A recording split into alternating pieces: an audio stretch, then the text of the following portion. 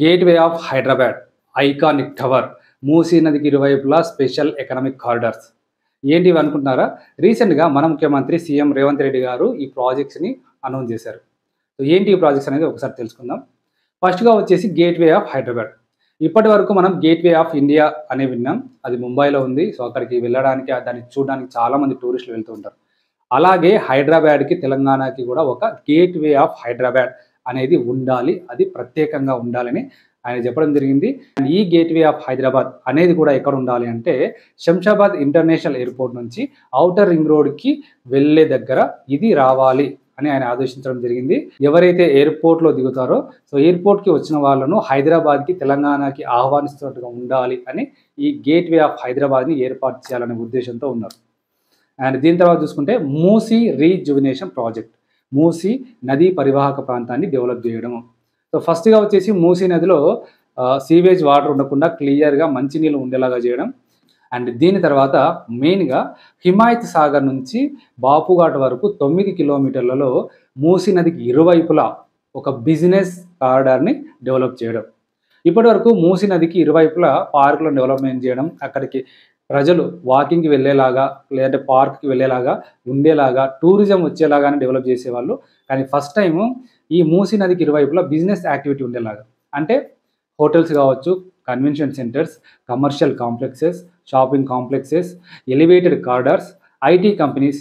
So ఇలా ఒక activity జరిగేలాగా, business జరిగేలాగా, revenue generate అయ్యేలాగా, ఇన్కమ్ జనరేట్ అయ్యేలాగా ఈ ఏరియాని డెవలప్ చేయాలి అనే విధంగా సూచించడం జరిగింది. మనం ఇప్పటివరకు చూసుకుంటే న్యూయార్క్‌లో కావచ్చు, సిడ్నీలో కావచ్చు, కొన్ని సిటీస్‌లో ఆ సిటీస్ మధ్యలో నుంచే నది అనేది వెళ్తూ ఉంటుంది. నదికి అటువైపు, ఇటువైపున కూడా ఇట్లాంటి యాక్టివిటీస్ ఉంటాయి. సో అలాగే హైదరాబాద్‌లో కూడా ఈ మూసీ నదిని డెవలప్ చేసి, మూసీ నదికి ఇరువైపులా ఇలాంటి బిజినెస్ కారిడార్‌ని డెవలప్ చేయాలి. దీని ద్వారా ఫైనాన్షియల్‌గా కూడా రాష్ట్రం బలపడుతుంది అని సూచించడం జరిగింది.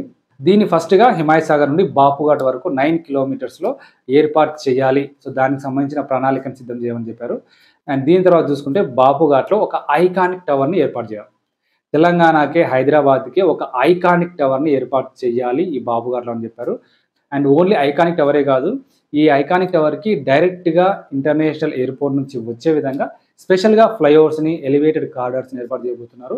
అండ్ ఇక్కడ నుంచి సిటీలోకి వెళ్ళడానికి కూడా స్పెషల్‌గా దీనికంటూ ఫ్లైఓవర్స్, ఎలివేటెడ్ కారిడార్స్ ఏర్పాటు చేయాలని చెప్పారు. సో దీని ద్వారా ఏమవుతుంది అంటే సో మూసీకి ఇరువైపులా మనకు బిజినెస్ యాక్టివిటీ నడుస్తుంది. అండ్ ఈ ఐకానిక్ టవర్ వలన టూరిజం కూడా డెవలప్ అవుతుంది. అండ్ మెయిన్‌గా చూసుకున్నట్లయితే సీఎం రేవంత్ రెడ్డి గారు ఒక మాట చెప్పారు. మన దేశంలో పాత నగరాలను వదిలిపెట్టి కొత్త నగరాలకు వెళ్తూ ఉన్నారు. సో ఎక్కడైతే కొత్త నగరం ఉంటుందో, కొత్తదనం ఉంటుందో అక్కడికి ప్రజలందరూ వెళ్తారు. అక్కడికే డబ్బొస్తుంది, అక్కడికే బిజినెస్ వస్తుంది అని ఆయన చెప్పడం జరిగింది. సో ఇప్పుడు హైదరాబాద్ అనేది ఒక కొత్త నగరమే. సో చాలా బాగా డెవలప్ అవుతుంది. దీన్ని ఇంకా డెవలప్ చేసేలాగా నైట్ బిజినెస్ యాక్టివిటీ ఉండేలాగా ఈ ఏరియాని డెవలప్ చేయబోతున్నారు. ఎలా అంటే ఇప్పటివరకు హైదరాబాద్‌లో బిజినెస్ యాక్టివిటీ అనేది నైట్ 11, 12, 1, 2 వరకు మాత్రమే ఉండేది. సో ఇక్కడ స్పెషల్‌గా నైట్ 7 నుంచి మళ్ళీ మార్నింగ్ 7 వరకు కూడా బిజినెస్ యాక్టివిటీ ఉండేలాగా ఈ ఏరియాని డెవలప్ చేయబోతున్నారు. మూసీ నదికి ఇరువైపులా కూడా సో మంచి పార్కులు, హోటల్స్, కన్వెన్షన్ సెంటర్స్, కమర్షియల్ కాంప్లెక్స్‌లు, బిజినెస్ యాక్టివిటీ జరుగుతూ ఉంటుంది. సో నైట్ టైమ్ కూడా ఇక్కడ ఒక పెద్ద బిజినెస్ యాక్టివిటీ అనేది ఉండేలాగా దీన్ని డెవలప్ చేయబోతున్నారు. సో దీని వలన ఫైనాన్షియల్‌గా కూడా బలపడతాము.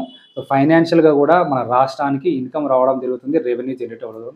సో ఇలా రాబోయే నెక్స్ట్ 5-10 ఇయర్స్‌లో ఈ ఏరియాని, మన హైదరాబాద్‌ని ఇంకా డెవలప్ చేయాలి అనే విధంగా ఈ ప్రణాళికను రూపొందించాలి. అది కూడా వితిన్ 2 మంత్స్‌లోనే ఈ టెండర్‌లను కూడా కాల్ ఫర్ చేయాలి అనే విధంగానే చెప్పడం జరిగింది. ఈ వీడియో మీద అండ్ ఈ డెవలప్‌మెంట్స్ మీద మీ అభిప్రాయాలను కింద కామెంట్ చేయండి.